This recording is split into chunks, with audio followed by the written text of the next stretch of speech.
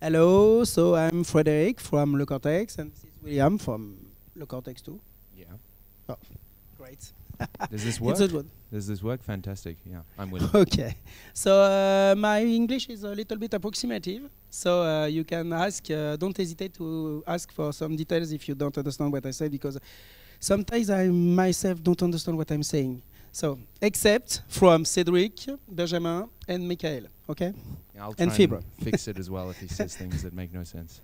But William is a very good English speaker because he is English itself. I try. Okay, so I want to introduce, in first, with a short presentation of Le Cortex. So Le Cortex is a little independent studio, some kind of indie, you could say, in Paris, based in Paris, close to Bastille. So why is the name of Le Cortex? Because Le Cortex is where you is the seat of your truth and personality. So this is the bag when you can put everything you want inside. Okay, you have a lot of Cortex inside yourself.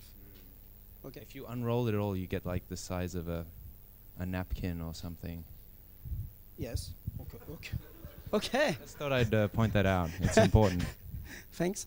And so it's always because tonight we will do the same things that we do every night.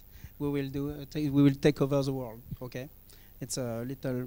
Yes, in French, it's not Pinky and the Brain. It's Minus and Cortex. So Okay. so So it's a typical French humor only. yeah. Sorry.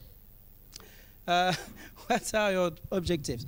We are searching for new playing experience where we try to make some new innovative and new kind of gameplay. We are not interested in making some existing gameplay. Alors, we can't create totally full gameplay every time. We try to make some, sorry, hello. My name is Fred. I can start from the beginning. Yeah, so let's start again.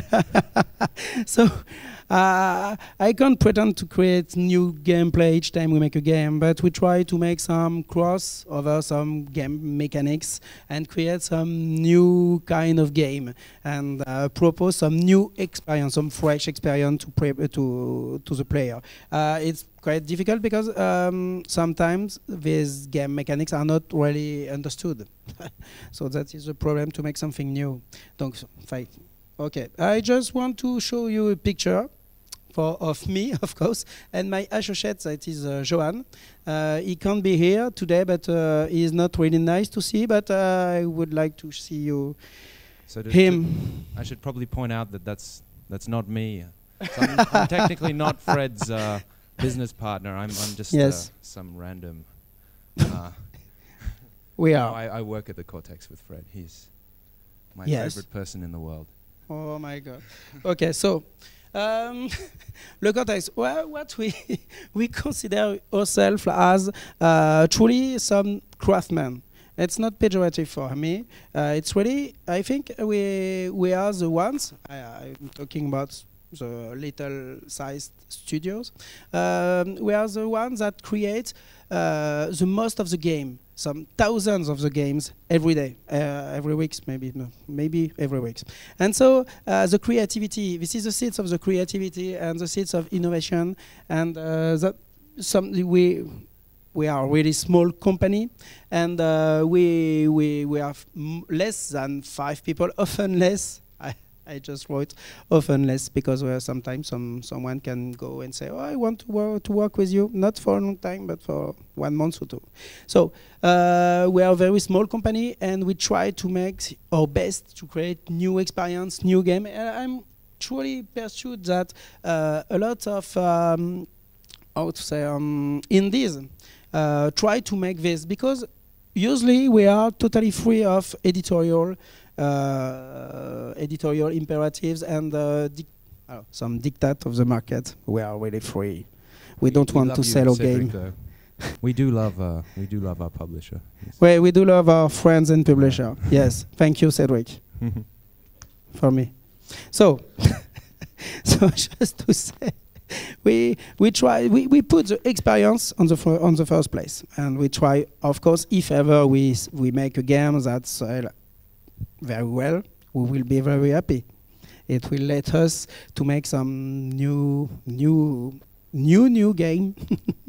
And so I think today, as the main actors of this industry, the indies, that I want to call craftsmen, this kind of people are really the main core of the industry for us. Well, it's a philosophical something. Whoa. So now we will talk about retro gaming. Okay. Neo retro gaming. Well, yes, Neo for this because retro gaming, I think there is something that you can see today. There's a lot of game that looks like retro gaming, this is a look and feel today. See, because it's very easy for us, indie, to make some pixel art game because it's safer in terms of data product and everything. You can make some 2D game that is probably easier to make than handle a 3D engine, something like Unity. This is not to denigrate in any way I know. pixel art, but it is often more cost-effective than Mudbox and so on. So yes, no denigration. Can say that? Oh, of course. I love the I'm word sure. denigration. So you can spend less. You can spend less on content and technology, and mostly the main gameplay are assimilated by people. They have a player just see your game, just take a look and say, okay, I'm in the center of the screen, I can fire with this button, I can move this with one. Okay, everyone handles the game very quickly. It's not the same about difficulty or everything inside, but the control and the what you expect that the player do inside your game is easy to understand because there is a lot game of arcade.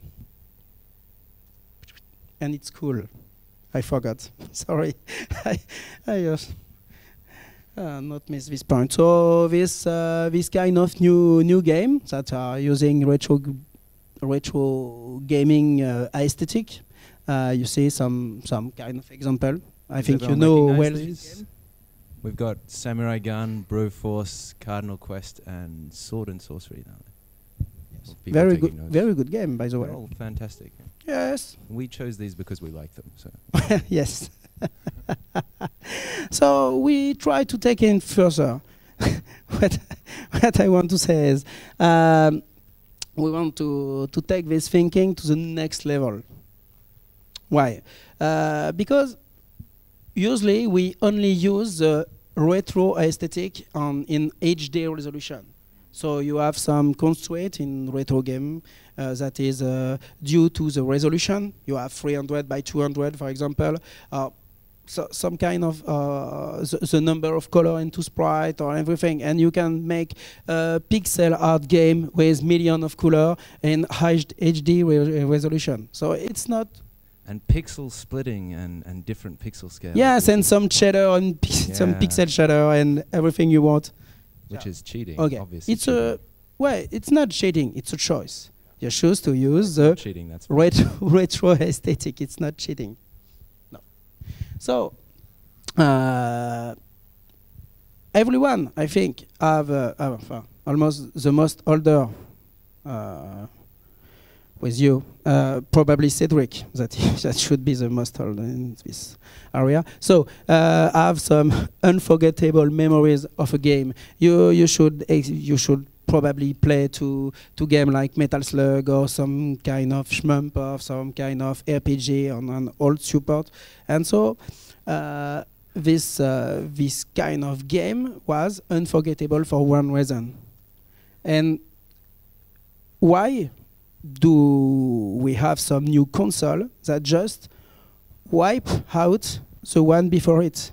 It's just a question, and the game production and the gaming industry today propose to have some new console every 2 years, maybe. Voilà, with a lot of brand, you can have a bigger rotation, and you have some one every years, maybe with some high-end console like Ouya or some more official like Sony, Xbox, or anything. So my question was, why this new console generation have to wipe out the old one? You were very placed with your whole game that you loved, and you are thinking that this game is very cool and awesome, and you just trash it and say, okay, I will take the new console and the new game because it's probably better. We can read books from 200 years ago easily, but playing a game from 10 years ago is already quite difficult. 20 years ago, even harder. So it's a problem from a historical point of view as well. The history of video games is not maintained in the way that it should be. Yes, that's very true. So, and of course, game industry history is very short. It's very short indeed, but it's shorter again because we just forget everything we have before the last generation, mostly. Not everyone, it's not a generality, but mostly. And so that's the question, do we like our game for the right reason? Do we like our game because they are on the good support at the right moment? Right support, right place, right moment? Okay, no.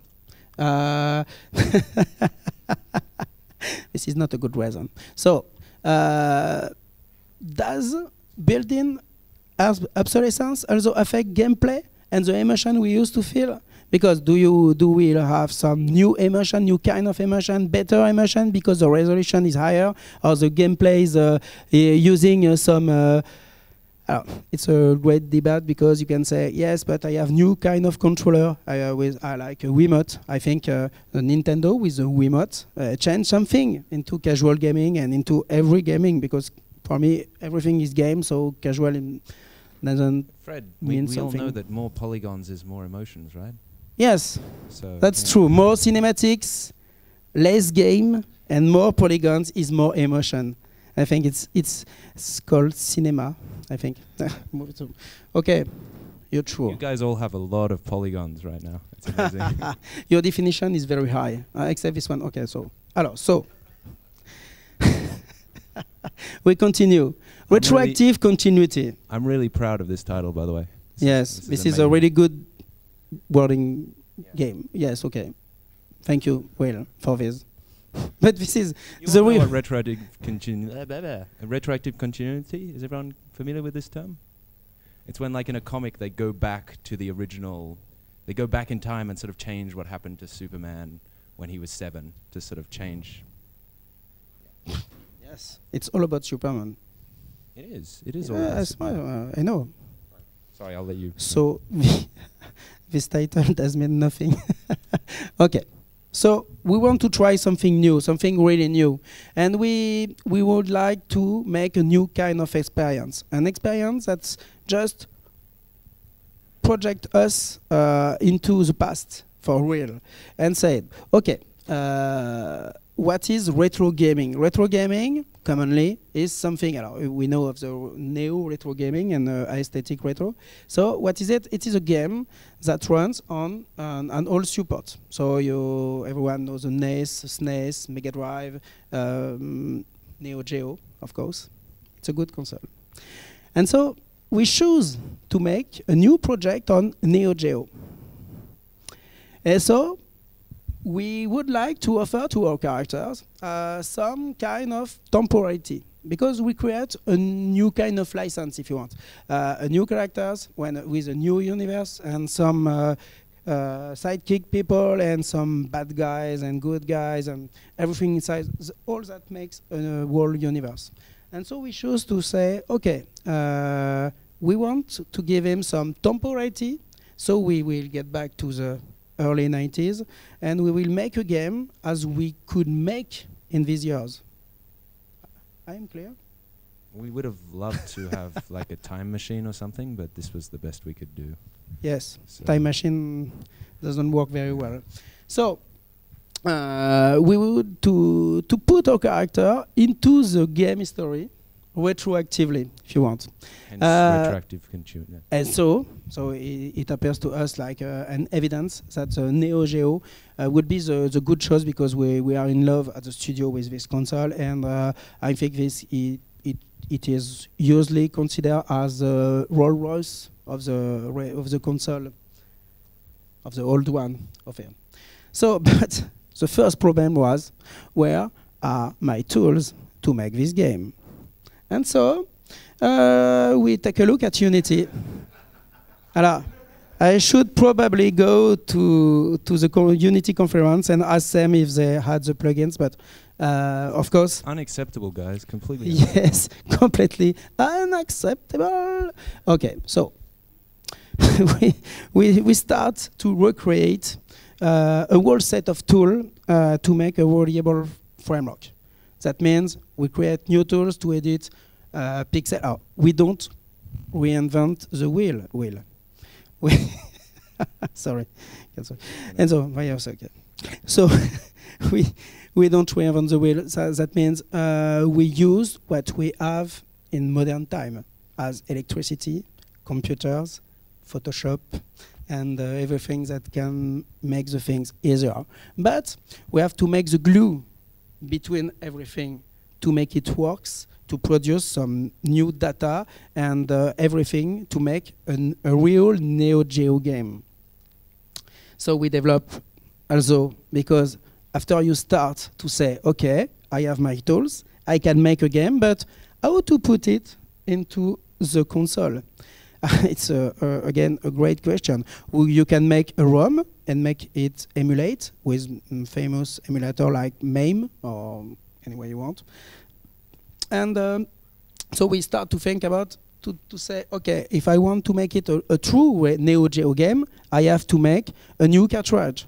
I have to make some PCBs. I have to make some components and to solder them into on the PCBs and create some concrete stuff. It's what we made. Some game. This is a sample of the game. So the cartridge is a little bit big, but this is the real size of the game at this moment. Okay. So this is the box inside. You have the cartridge, and so.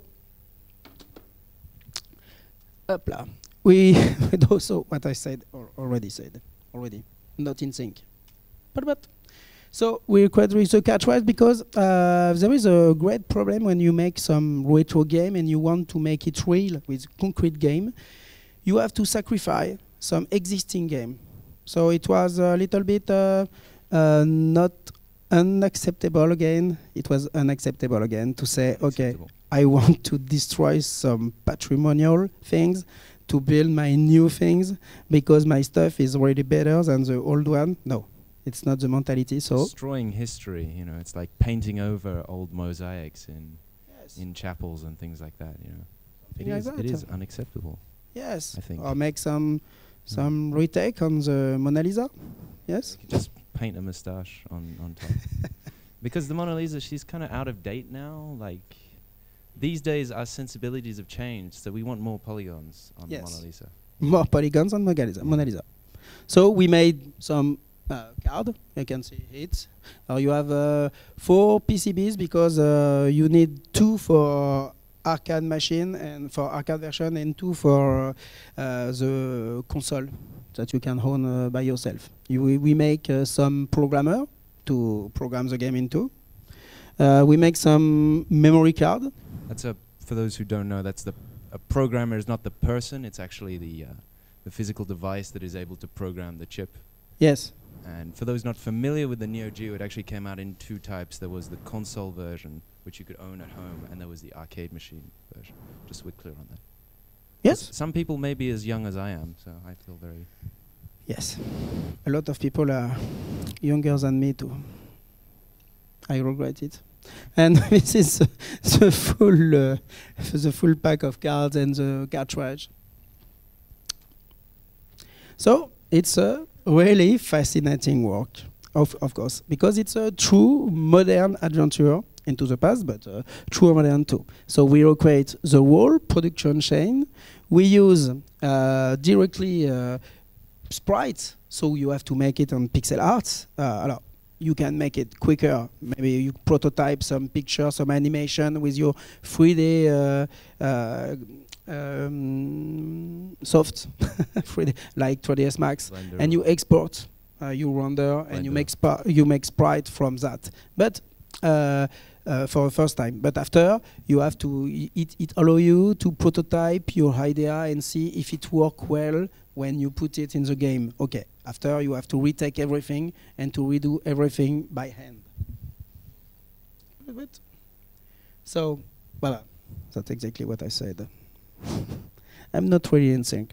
So, what we can say about this fascinating world is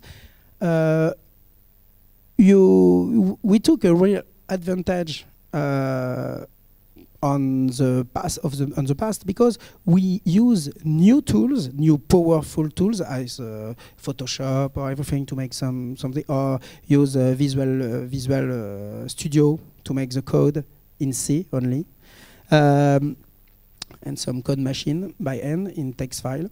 But we use some new tools to win sometimes, and we learn a lot about how to make a video game, and we learn about with time, huh? I mean, how to make some mechanics to. And so this is a kind of digestion. Distillation, maybe. I don't actually have a wire that goes into your brain.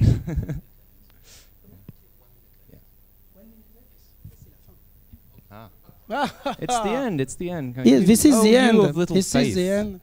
We're just going to show some lovely screenshots. My only friend, yes. Lovely screenshots. Yeah. So, only 1 minute left. I don't waste my time. I just say something that be useful. I just show you some picture of the game that you have inside. Everything is on drawing. It's very good game. Oh yes, I love it. How to make a unicorn? You just have to have a pony and some narwhal. Yes, it makes some unicorn. Okay. Conclusion, because the time's late. So we create a new Neo Geo game to give some collectors to use again their old console, the old Neo Geo, with a new kind of game that never exists on this support. Okay, some kind of RPG game with shoot them up assets, something that is, I think, a really hardcore gamer kind of game, but on Neo Geo, retro players are mostly hardcore gamer. And of course, because only 250 copies of this game, of this physical game, is not enough to let everyone play the game. We released on Steam, and we make some sales on it, and for the game to be experienced by the mass market of player on Steam. How? Some look of the release and the collector's edition that contains some things, some figurines, some everything. But wow, really great. And this is the end. Thank you for listening. Thank you so much, gentlemen. That was quite entertaining. So I have time for 1 question and a half. Okay. Okay, guys.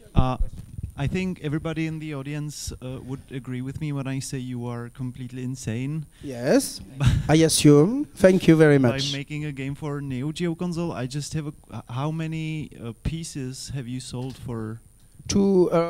Maybe 150 at this time, and we have only a stock of 250. So. Okay, thank you. It's quite good, I think. Question is, how much do you sell the pieces? It's a bad question this time. It's okay. It's a small room. There's no camera. There's nothing. Yes, please. Can you cut off the record? So no, the game currently costs something like a little bit less than 400 euros. Okay. But it's a piece of art. It's a piece of art. Yes, it's a piece of art, of course, but. Just to say that at this price, 250 units, are not enough to reimburse, to refund the investment and the molding and on the prototype and on the work for 2 years to develop the game. And it's not. I think it's not a point of money, because at this level, yes, we are insane. This is definitive. That's true, of course. But and we don't expect to refund our development with Steam. I don't think so. So the point is, I think this price, it is the maximum price I will pay for a new game on Neo Geo myself. So I would like to have a price that was fair for people that buy this kind of game. Fair enough. Thank you so much, gentlemen. Please help me thanking them for their great presentation. Thank you so much.